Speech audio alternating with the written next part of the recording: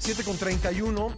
Aquí les informé ayer sobre las declaraciones de Hugo López-Gatell, el subsecretario de Salud, quien en la conferencia mañanera del martes, día de la semana que normalmente se dedica la información principal de la conferencia al tema de salud, que llevamos en el país 3 semanas consecutivas de descenso en los contagios de COVID-19.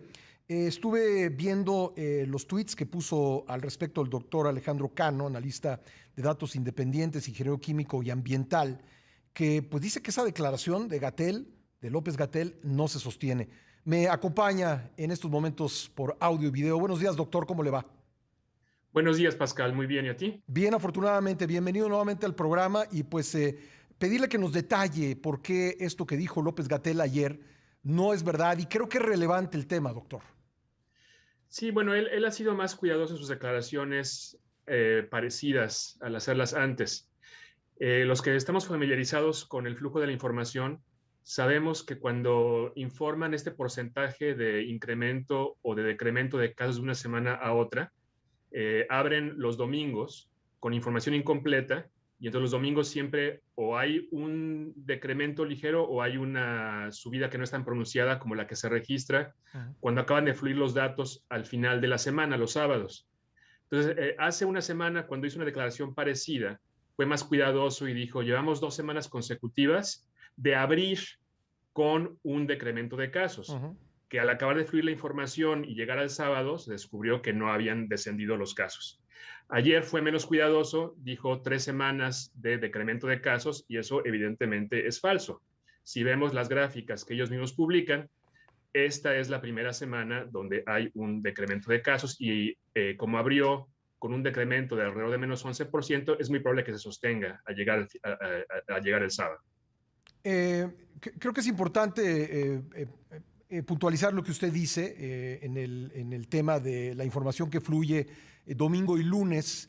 Entiendo que la razón por la que hay menos decesos y menos casos reportados es porque también hay menos personal que hace las compilaciones y esa es la única razón por la que bajan y siempre bajan en domingo y lunes. Sí, sí, es un tema de captura de datos. Sí. O sea, este sistema CISVER que utilizan para informarnos sobre casos confirmados y defunciones confirmadas por la Secretaría de Salud es un sistema alimentado en múltiples terminales en centros de salud por todo el país y las personas que capturan esos datos, la mayoría de ellas no trabajan sábados ni domingos. Sí. Doctor, creo que es muy importante lo que estamos discutiendo porque, pues, por lo que entiendo, no hemos llegado al pico de la tercera ola y lo que dijo ayer el subsecretario hace pensar que sí, que ya estamos bajando cuando estamos a menos de una semana del reinicio de clases, a 5 días. No hemos Mire, llegado al pico, ¿verdad?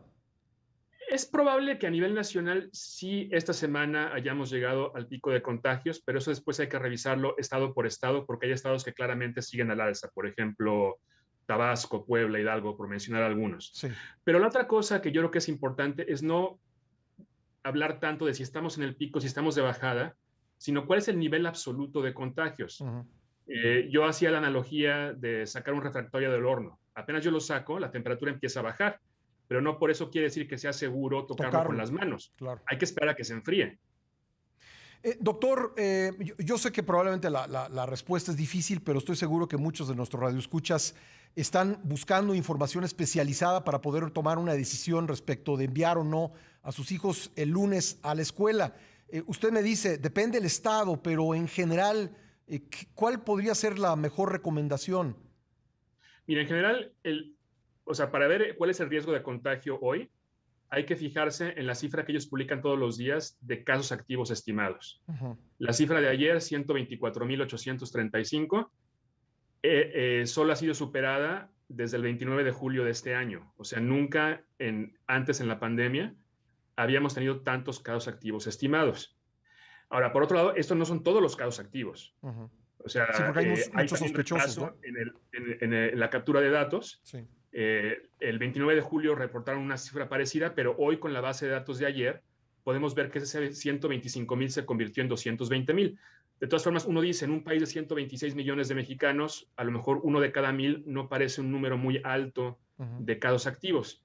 Pero hay que recordar que solamente detectan y registran uno de cada 25 infecciones. Esto lo sabemos por 2 estudios independientes de análisis de sangre hechos por el Instituto Mexicano del Seguro Social y por el Instituto Nacional de Salud Pública el año pasado. Entonces, ahora si multiplicamos 200,000 por 20 o por 25, llegamos a 4 y pico de millones de personas con infección activa en este momento, que ahora sí ya estamos hablando de 1 de cada 30 personas. Y además están infectadas con la variante Delta, que sabemos que es mucho más contagiosa. Entonces, en este momento, en el mes de agosto de este año, hemos tenido el riesgo más alto de contagios para personas que no estén vacunadas con esquema completo. Bueno, pues ahí está la información. Evidentemente, cada quien tomará su decisión respecto de enviar a los niños a la escuela o no. Yo simplemente quiero decir que hay que tomar en cuenta que el proceso de enviar a los niños a la escuela no es solo tenerlos en el salón, es llevarlos a la escuela, es traerlos de regreso, es la convivencia que se da en la entrada y la salida de la escuela y probablemente en el patio también. Sí, el riesgo de contagio tiene que ver no nos contagiamos por tener contacto con una sola partícula de virus, sino por cuántos virus inhalamos Sí. en el curso del día.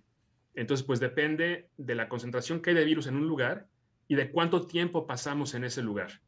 Entonces, pues sí, en el transporte público hay riesgo porque no hay distancia y muchas veces las ventanas van cerradas, pero ahí pasarán, no sé, media hora, 1 hora al día. Uh-huh.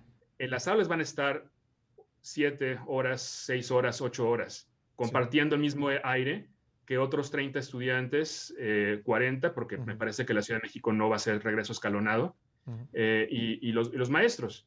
Entonces ahí sí hay riesgo de que se acumulen partículas virales en el aire de los salones. Sí.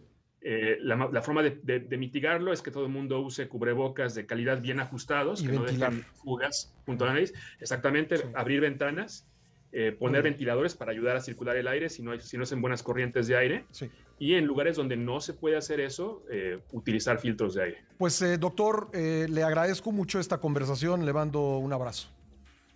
Igualmente, Pascal. Gracias. El doctor Alejandro Cano, analista de datos independiente, ingeniero químico y ambiental. Vamos a una pausa, regresamos.